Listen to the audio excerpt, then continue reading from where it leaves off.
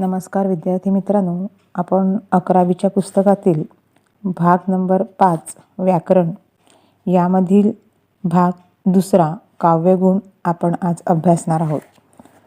विद्यार्थी मित्रांनो, नेमकं काव्यगुण म्हणजे काय हे तुम्हाला मी उदाहरणावरून स्पष्ट करणार आहे आणि त्यानंतर कोणते 3 काव्यगुण आहेत याचा आपण खुलासा करणार आहोत.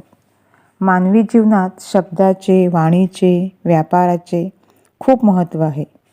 मानवी मनात कोमलतेपासून कठोरतेपर्यंत अनेकविध भाव निर्माण होतात आणि त्याचे सामर्थ्य कशामध्ये असते? शब्दामध्ये असते. प्रत्येक व्यक्तीत काही समान तर काही विशेष गुण असतात. व्यक्तीप्रमाणे सर्जनशील लेखनात काही गुण असतात. अशा गुणामुळे ती वाङ्मयीन रचना अधिक उठावदार आणि प्रभावी दिसते. आता नेमके हे वाङ्मय गुण कोणते आहेत किंवा काव्यगुण कोणते आहेत? तर त्याच्या आधी तुम्हाला मी काही 2-4 उदाहरणं सांगणार आहे की त्या उदाहरणावरून आपल्याला व्यक्तीमधील काही गुणांचा आपल्याला उल्लेख केला जातो. तर बघा, उदाहरणं कोणती आहेत? पहिलं उदाहरण बघा, पराक्रमी व्यक्ती रणांगणावर येणाऱ्या मृत्यूला घाबरत नाही. दुसरं, रामरावांनी आपली सर्व मालमत्ता वृद्धाश्रमाला दान केली. तिसरं, पूर्वीच्या काळी अनेक विद्यार्थी श्रीमंत मनाच्या लोकांकडे वार लावून जेवत असत.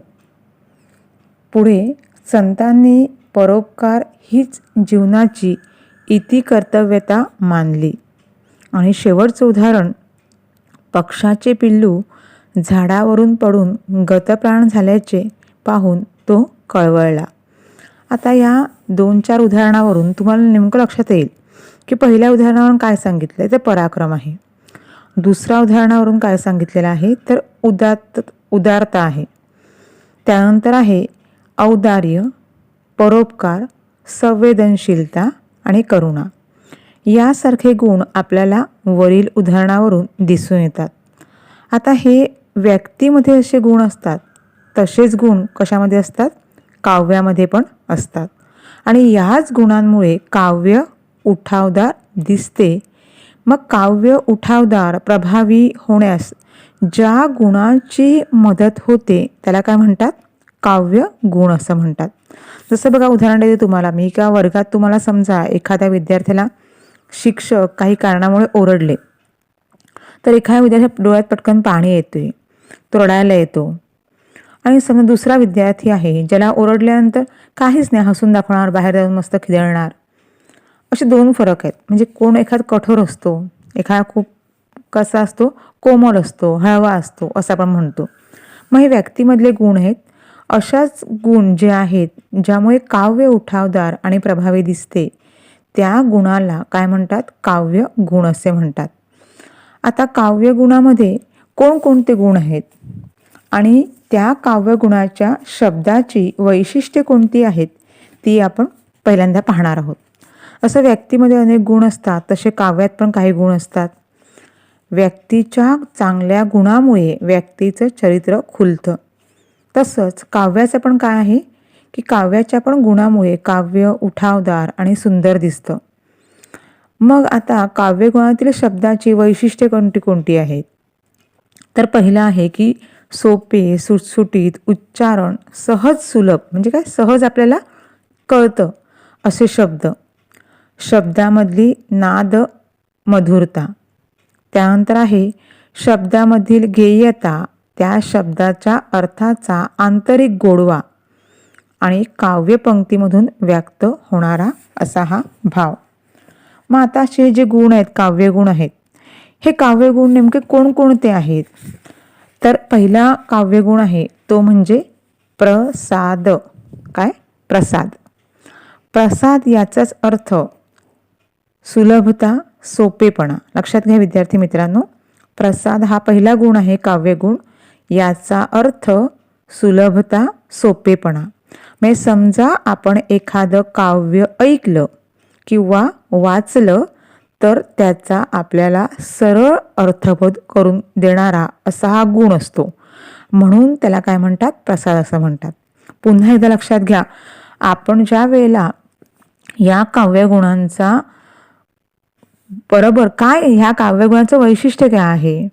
हे वैशिष्ट्य डोक्यात घेतलं तर आपण कोणतीही ओळ वाचली किंवा आपण ऐकली तरी आपल्याला त्या काव्यगुणाचा बोध होतो. बघा पुन्हा एकदा सांगते मी, की प्रसाद याचा अर्थ सोपेपणा किंवा सहजपणा, सुलभता. की एखादं काव्य ऐकलं किंवा वाचलं तर त्याचा आपला सहज अर्थबोध होतो. असा जो गुण आहे त्याला म्हणतात प्रसाद. या गुणाने युक्त असलेल्या काव्याला प्रासादिक काव्य असं म्हणतात. म्हणजे हे जे गुण आहेत, सुलभता, सोपेपणा, या गुणांनी युक्त असलेल्या काव्याला प्रासादिक काव्य असे म्हणतात. तर आपण या प्रसाद गुणाची वैशिष्ट्य कोणती आहे ती आपण पहिल्यांदा अभ्यासणार आहोत. हा काव्यगुण सर्व रसांना पुष्टी देतो. म्हणजे काय करतो तर हा काव्यगुण सगळे रस यामध्ये असतात. हा काव्यगुण उत्पन्न होण्यासाठी नित्य शब्द हे नित्य परिचयाचे व वाक्यरचना सरळ असावी लागते. म्हणजे की हा जो काव्यगुण आहे प्रसाद, हा निर्माण होण्यासाठी, उत्पन्न होण्यासाठी शब्द हे कसे असतात, आपल्या परिचयाचे असतात. म्हणजे आपल्या नेहमी नजरेखालून जाणारे, आपण जे बोलतो ते. आणि वाक्यरचना कशी असते, सहज आणि सोपी असते. की साधी, सोपी आणि सरळ अशी शब्दरचना असते. त्यानंतर आहे की प्रसाद या गुणाचं तिसरं वैशिष्ट्य आहे की साधी, सरळ, सोपी अशी शब्दरचना असते. आणि त्यानंतर शेवटचं वैशिष्ट्य की सोपी, सुबोध व चटकन अर्थ समजणारी रचना म्हणजे प्रासादिक काव्य. पुन्हा सांगते बघा, सोपी, सुबोध व चटकन अर्थ समजणारी रचना म्हणजे प्रासादिक काव्य. आता बघा, तुम्हाला एखादं उदाहरण देते मी आणि त्या उदाहरणावरून सांगते तुम्हाला मी की बालकवींची कविता तुम्हाला माहिती आहे, हिरवे हिरवे गार गालीचे हरित तृणांच्या मखमालीचे. आपल्या बघा डोळ्यासमोर पटकन येतं हिरवे हिरवे गार गालीचे. यात कोणता हा नवीन शब्द आहे का, अवघड शब्द आहे का, तर नाही. की सहज की हिरवे हिरवे गार गालीचे, आपल्या सहज त्या ठिकाणी गार गालीचे म्हणजे हरित तृणांच्या मखमालीचे. तृण म्हणजे गवत, म्हणजे छानपैकी सगळ्या ठिकाणी हिरवळ, अशा हिरवळ रंग म्हणजे पूर्णपणे हिरव्या रंगाचे गालीचे म्हणजे काय आहे, तृण म्हणजे गवत. या गवताचे गालीचे सगळ्या ठिकाणी पसरलेले आहेत. दुसरं उदाहरण बघा, पडवळा भोपळ्याची आळी ठेवली भाजून. म्हणजे काय, पडवळ, भोपळा भाज्या आहेत ह्या आळी ठेवली भाजून म्हणजे काय आहे का त्या ठिकाणी याची लागवड करायला तयारी करून ठेवलेली आहे असं त्यांनी सांगितलेलं आहे.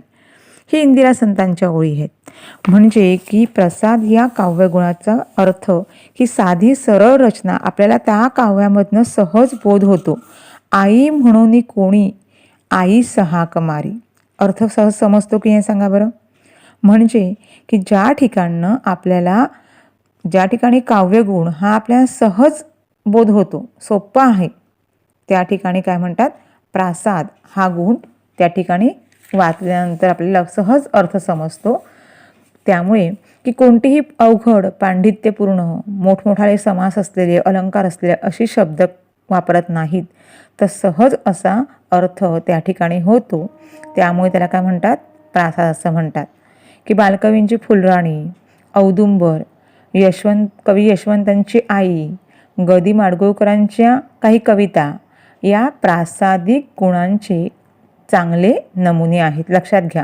म्हणजे समजा या कविता की भारा तांबे आहे त्यांची माहेरची आठवण, फुलराणी बालकवींची, औदुंबर, यशवंतांची आई आणि ग. दि. माडगूळकरांच्या कविता आल्या, तर तुम्ही सहज लक्षात घ्यायचं का हे कसलं उदाहरण आहे, तर प्रासाद या काव्यगुणाचं उदाहरण आहे. हा गुण झाला. आता दुसरा गुण आहे म्हणजे माधुर्य. आता बघा, माधुर्य म्हणजे काय, त्या शब्दामध्येच अर्थ आहे बघा. माधुर्य म्हणजे काय, गोडवा. की ज्या काव्यात सोप्या शब्दाप्रमाणेच कोमल, नाजूक, मृदुवर्ण असलेले शब्द असतात. असे शब्द ऐकायला खूप मधुर, सुखद वाटतात. अशा शब्दांचा वापर ज्या काव्यात केला जातो त्या काव्यगुणाला माधुर्य असे म्हणतात. पुन्हा सांगते बघा, काव्यात जसे सोपे शब्द हवेत तसेच कोमल, मृदुवर्णाचे शब्दही असायला पाहिजेत. कारण जे शब्द आपल्या ऐकल्यानंतर किंवा वाचल्यानंतर कानाला मधुर, सुखद आणि त्याच्या नादामुळे आपल्याला ते हवाहवासा वाटतो शब्द, त्यामुळे त्याला काय म्हणतात माधुर्य. विद्यार्थी मित्रांनो, माधुर्य म्हणजे गोडवा. आता तुम्ही जर काही शब्द ऐकला, म्हणजे एखादं काव्य ऐकलं तर तुम्हाला ते गोड वाटतं. बघा उदाहरण घेऊ आपण, की घेई छंद मकरंद पेय हा मिलिंद, मधु सेवनानंद स्वच्छंद हा धुंद, मिटता कमलदल होई बंदी भृंग, तरी सोडिना ध्यान गुजनात दंग.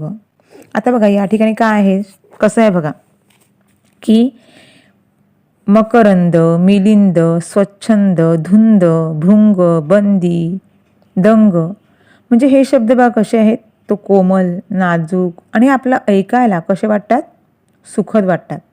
कानाला आपल्या जरा गोडवा वाटतो, जरा ऐकायला खूप छान वाटतात, सुंदर वाटतात, ज्याला आपण काय म्हणतो की गोड आपल्याला वाटलं असं वाटते, माधुर्य. आणि या माधुर्य गुणांची लक्षणे कोणती आहेत किंवा वैशिष्ट्य कोणती आहेत, तर या ठिकाणी मृदू वर्णाचा वापर केला जातो. बघा कसं मृदू वर्ण, म्हणजे बघा छंद, मकरंद, मिलिंद हे एकदम मृदू वर्ण आहेत, कोमल आहेत, त्याचा वापर केला जातो. अनुस्वार, रस्व, शब्द इत्यादीमुळे कर्ण मधुरता येते. काय आहे, छंद, रंद, मिलिंद काय आहे, अनुस्वार आहे की नाही. आणि रस्व शब्दामुळे काय होतो, की त्यामुळे आपल्याला कानाला कर्णमधुरता येते. तिसरं वैशिष्ट्य आहे की रचनेतील गोडव्यामुळे मानवी मनाला प्रसन्नता प्राप्त होऊन आनंद मिळतो. म्हणजे काव्याच्या रचनेतील गोडव्यामुळे आपल्याला ऐकल्यानंतरच काय वाटते, खूप प्रसन्न वाटते.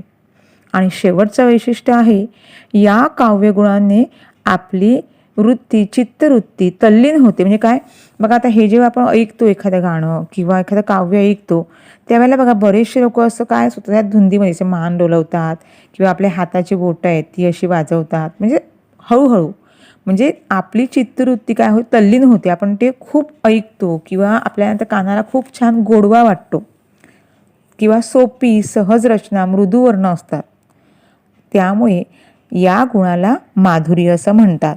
आपण एक अजून उदाहरण पाहूया. गडद निळे जलद भरुनी आले, शीतल तनु चपळ चरण अनिलगन निघाले. आता बघा त्यांनी काय सांगितले, गडद निळे, रस्व आहे बघा, निळे निळे शब्द आहे, गडद पुन्हा आलेला आहे, जलद भरुनी आले, शीतल तनु चपळ चरण अनिलगन निघाले. म्हणजे काय आहे, की आपण हे जेव्हा ऐकतो तेव्हा ज्या गुणामुळे आपल्याला कानाला आपल्या ऐकल्यानंतर आपल्याला प्रसन्नता वाटते, आपली चित्तवृत्ती तल्लीन होते किंवा छान मृदू वर्णाचा वापर केला जातो, त्या ठिकाणी आपण त्याला काय म्हणतो, माधुर्य हा गुण होतो. त्यानंतर आहे शेवटचा बघा गुण आहे, तो म्हणजे ओज. ओज म्हणजे काय आहे, तर ओज म्हणजे भाषेतील आवेश, उत्साह, जोमदारपणा. आता काव्यातील या गुणामुळे आपल्या अंगात वीरश्री संचारते किंवा एक जोश उत्पन्न होतो, त्यामुळे आपला उत्साह संचारासारखं वाटते, त्या ठिकाणी तो गुण म्हणजे कोणता, ओज. हा काव्यगुण तिसरा आहे. जसं बघा, जिंकू किंवा मरू माणुसकीच्या शत्रू संगी युद्ध आमुचे सुरू. गदिमांची ही ओळ आहे की आपल्याला जिंकू किंवा मरू, अरे वर्गा असं आवेशात बोलल्यानंतर खरोखर आपल्या अंगामध्ये आवेश किंवा उत्साह किंवा एकदम कसं वीरश्री संचारते. अशा ज्या काव्याच्या ओळी असतात किंवा हा जो काव्याचा गुण आहे त्याला ओज असे म्हणतात. या गुणाची वैशिष्ट्य कोणती आहेत, तर या काव्यगुणात अंतःकरणाला उद्दीपित करणारा गुणधर्म असतो. म्हणजे आपण वाचल्यानंतर आपल्या मनाला, अंतःकरणाला तो काय करतो, उद्दीपित करतो. दुसरा वैशिष्ट्य आहे की हा काव्यगुण वीर व रौद्र रसांना पुष्टीकारक आहे. कोणते हे रस सांगा बरं, वीर, अंगात वीर रस येतो रौद्र असं आपल्याला वाटते की आपण काय करायला पाहिजे, वीरश्री अंगात संचारते, आपण आता लढायला पाहिजे असं आपल्याला ते म्हणजे वाक्य किंवा काव्याच्या ओळी ऐकल्यानंतर असं वाटते. हा काव्यगुण निर्माण होण्यास जोडाक्षर, कठोर वर्ण, दीर्घ सामासिक शब्दांचा वापर होतो. म्हणजे काय तर त्या ठिकाणी की काही दीर्घ समास किंवा काही कठोर वर्ण किंवा संयुक्त व्यंजन याचा वापर केला जातो आणि त्यामुळे आपल्याला ते वाचल्यानंतर आपल्यामध्ये उत्साह किंवा जोरदारपणा निर्माण होतो, अंगात वीरश्री संचारते. म्हणजे कसं तर बघा, उदाहरण घेऊ आपण एक, की ज्यावेळेला खडक काजळी घोटून तुमचे मनगट बाहू घडलेले, कळे कपारी मधील वणवे उरात तुमच्या दडलेले, काबूल कंदा हार पथावर डंके तुमचे झडलेले. म्हणजे कुसुमाग्रजांच्या ह्या ओळी आहेत ती. पण या ठिकाणी बघा का त्यांनी आवाहन केलेलं आहे की आपल्या भारत मातेचं रक्षण करायचं आहे, तर तुम्ही काय करा, सगळ्यांनी एकत्र या आणि तुम्ही काय करा, आपल्या भारत मातेच्या रक्षणासाठी सज्ज व्हा. आता या ठिकाणी आपल्याला लगेच तुमच्या काबूल कंदा हार पथावर डंके तुमचे झडलेले किंवा खडक काजळी घोटून तुमचे मनगट बाहू घडलेले, म्हणजे या ओळीतनं आपल्यामध्ये वीरश्री ज्यामधनं संचारते किंवा वीर रस, रौद्र रस हा जो रस आहे या रसाला पुष्टी मिळते, अशा गुणाला काय म्हणतात, ओज असे म्हणतात. बघा विद्यार्थी मित्रांनो, आपण 3 गुण अभ्यासलेले आहेत काव्यगुण. पहिला आहे प्रसाद, दुसरा आहे माधुर्य आणि तिसरा आहे ओज. आता बघा विद्यार्थी मित्रांनो, मी तुम्हाला या ठिकाणी काही उदाहरण देणार आहे आणि त्याशिवाय मी तुम्हाला काय सांगणार आहे की काव्यगुण कोणता, त्या काव्यगुणाचा अर्थ काय आणि त्या गुणाचं वैशिष्ट्य काय आहे. पुन्हा एकदा सांगते की प्रसाद, सहज डोक्यात घ्यायला बघा, प्रसाद म्हणजे काय, सोपा अर्थ, सुलभ अर्थ, सोपी, सुबोध व चटकन अर्थ समजणारी रचना. माधुर्य म्हणजे काय आहे तर गोडवा, नादमाधुर्यता, गोडवा किंवा गेयता. आणि ओज म्हणजे काय आहे तर भाषेतील आवेश, वीर आणि रौद्र रस असा जो आहे या रसांना पुष्टी देणारा आहे. तर बघा आपण 1-2 उदाहरणं पुन्हा प्रसाद गुण, ओज गुण, माधुर्य गुण यांची घेऊया. तर बघा पुन्हा एकदा सांगते की प्रसाद, की खरा तो एकची धर्म जगाला प्रेम अर्पावे. आपला काय होतो, सहज अर्थ कळतो की नाही या ओळीतनं, त्यामुळे त्याला काय म्हणतात, प्रसाद असं म्हणतात. पुढचं बघा की लाल पोपटी कवळी पाने लवलवणारी जिथे तिथे, हिरवे पिवळे रंग त्यामध्ये केशर सांडे कुठे कुठे. बघा आपल्याला या काव्याच्या ओळीतनं एक नाद माधुर्यता किंवा छानपैकी कानाला गोडवा असं वाटतो, त्या ठिकाणी कोणता गुण होतो, माधुर्य या काव्यगुणाचा बोध आपल्याला होतो. आणि त्यानंतर शेवटचा आहे आता उठवू सारे रान, आता पेटवू सारे रान, शेतकऱ्यांच्या राज्यासाठी लाव प्रणाला प्राण. या ठिकाणी काय आहे, आपल्याला आवेश किंवा जोश असा निर्माण होतो, त्यामुळे या काव्यगुणाला ओज असे म्हणतात. आता हे 3 काव्यगुण आपण अभ्यासलेले आहेत. विद्यार्थी मित्रांनो, तुमच्या पुस्तकामध्ये पान नंबर 125 आणि पान नंबर 125 यामध्ये होमवर्क दिलेला आहे. हा होमवर्क आम्ही तुम्हाला देणार आहोत, तो आणि इतर पण जो होमवर्क देणार तो तुम्ही काय करायचा आहे, सोडवायचा आहे. धन्यवाद.